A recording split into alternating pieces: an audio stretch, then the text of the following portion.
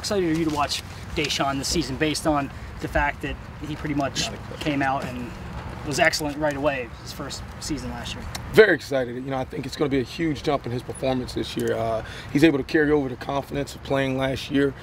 Second year in our offense of understanding all the details. He's had a great offseason, had a great camp.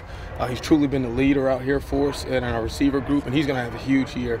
And can't wait to start seeing a lot of his hard work show off on Saturdays. What's he like in the meeting room? Because we've heard that he's kind of got a unique personality. You know, both his parents were Marines and kind of has a neat story.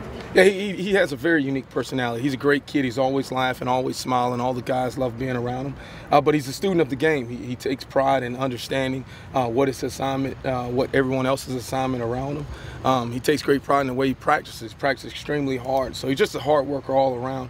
A great guy to coach. He makes the room better, makes the room competitive, and really takes the leadership role in our room.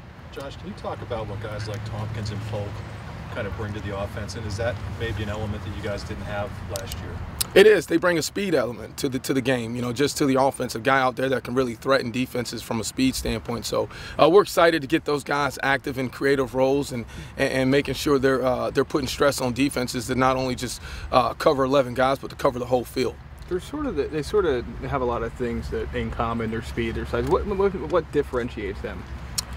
You know, I think everybody has a different skill set. You know, I think DeAndre's got, you know, he's a great route runner. He's got great feet, can transition in and out of his cuts. Polk is a guy that's learning the offense, but is explosive. He's a different kind of speed on the field.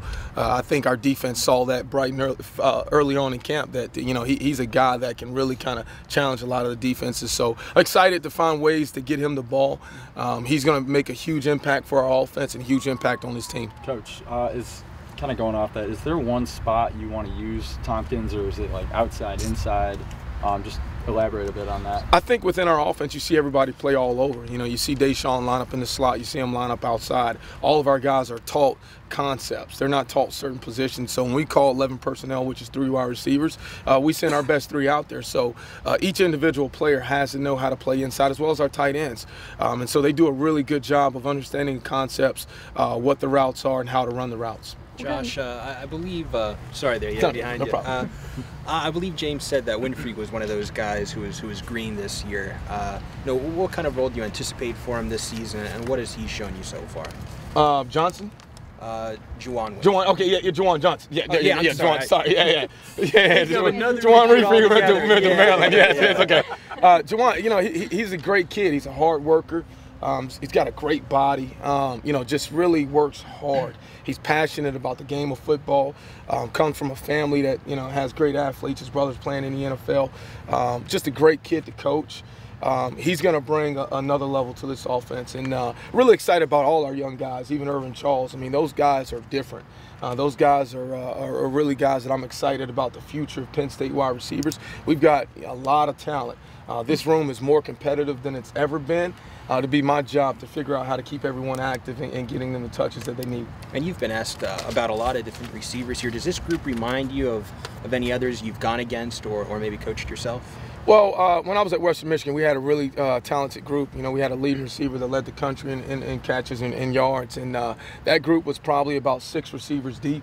This group is even deeper. I think from top to bottom, this group has a skill set that not many wide receiver corps can match. Now, it's not about you know, just going out there telling everybody what it's about or, you know, showing potential. It's about production. So for us, it's at the end all be all. It's going to be how we perform on Saturday. So I'm excited about the talent in this group. I think we got a lot of potential, but I'm looking forward to making that potential turn into production. You mentioned competition, and that's something Coach Franklin brought up too. What does that do not only in your room, but for the whole program when you have competition all over the place that maybe you didn't have last season? It's huge for your program. You know, it's our #1 job to create the most competitive environment in all of college football on our roster. That's how you build a roster with depth that's going to be able to not only help you win games in week 1, but help you win games in week 12. And as you saw throughout the year last year, you know, we were playing 4 wide receivers. Our guys kind of got tired throughout the season. You know, they faced some soft tissue injuries, some obstacles and adversity that hit them. Now we're able to play more guys. So we're able to keep those guys healthier. And at the end, we want to make sure that we're making more plays with those guys being fresher. How much farther along are Godwin and Saeed at this point than maybe they were even at the end of last season? They are. They're so much further along. Chris is going to have an unbelievable season. He's a guy that stepped up big time from the end of last year to this point. He's another guy that's really taken over the leadership role. Saeed's come along very, very well. You know, I tell people all the time, I don't think we have necessarily 2 to 3 or 4 starters. We've got a group of guys that can go out there and start any day for us and help contribute. So I'm excited. We're going to play up to 8 guys at receiver this year. I'm excited about what the room has. Each guy is different. Each guy brings an element that they can make plays for this team and help win games. So I think the sky is the roof. I mean, I think the roof is sorry. I think the roof is the sky for our room, and I'm excited to get them out there on Saturdays. Deshaun mentioned that Juwan and Irvin, you can't tell them apart sometimes. They're very similar in their build and their size. What was it that Juwan did to set himself apart to get that green?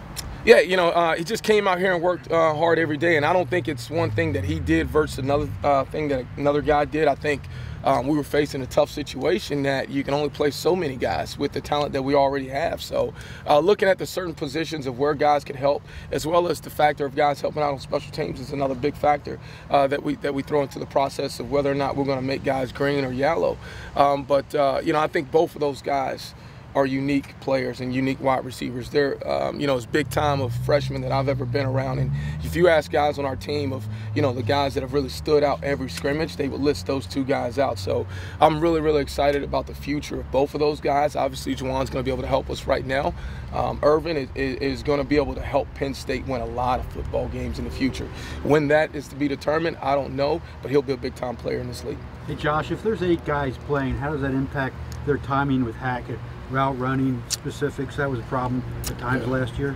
Yeah, that's something we've worked extremely hard on, you know, throughout the offseason, making sure guys are getting a split number of reps with Hack. One of the things it's going to allow us to do from a practice management standpoint is not have to have those guys wear themselves out every practice. So making sure that I do a good job of keeping track on certain plays of who's in, who's not in, make sure Hack getting those reps with all those receivers, but just really kind of making an importance in routes on air and different areas where we may be able to catch up on some of that missed time, the developing the footwork, the timing, and the trust of the quarterback is very, very important. Coach Gattis, last year Temple came up, played a lot of man coverage against you guys last year. Are you concerned about that this year? What makes you think that you guys will be able to, you know, win those battles more this year? I mean, I know it's 10 days out, but you know, I think any team's game plan, you want to play a lot of man coverage. I think college football is shifting now to more of a passing league, and you're seeing a lot of defenses kind of copycat each other trying to play man coverage. So I think that's an obstacle we're going to face each week, regardless of who the opponent is. That's something we have to prepare. Obviously, our defense plays a good amount of man coverage that we see in practice every day. So I'm confident in our ability. I'm confident in our skill set and our group that we'll be able to win the one-on-one matchups throughout the year. With all of these young guys, it kind of seems like Geno Lewis might fly under the radar a little bit. Is that kind of what you're hoping for? And how have you seen him, you know, improve throughout the season? Well, I don't think anybody's going to really fly under the radar, especially Geno. He's a guy that caught over 700 yards receiving in the Big Ten last year, finished in the top 10. But we have such a competitive room. He's going to go out there and make plays for Penn State. That's what he's done. That's what he always will do. He's a guy that has a unique skill set. He plays with a high level of confidence. So I'm excited to see him. You know, he's out here competing his tail off too. So, you know, each one of the guys know they've got to bring it each and every day because this room is so good and so talented. But we're going to find creative ways to get Geno involved and make him be a playmaker that he's always been for us. Time for 2 more. There's been some talk about getting the running backs to catch balls out of the backfield. Is that something that you work on? Is that something that somebody else works on? And if you do work on that, what have you seen in that area? Our running backs have made a huge improvement as far as getting out and as far as protections, becoming the check down for Christian. So he's got an outlet for all passing plays. And that's something we emphasize throughout the season. You know, if you're not part of the protection, you're getting out. Coach Huff does a great job preparing those guys' ball skills and for them to run routes. So they'll be a huge part of our offense, not only in the run game, in the protection game, but as well as in the passing game, getting out in certain situations. And from an offense, that helps you because you're taking positive plays, you're keeping the chains moving, and ultimately getting first downs. All right, thanks, Coach. Thank you all. Take care.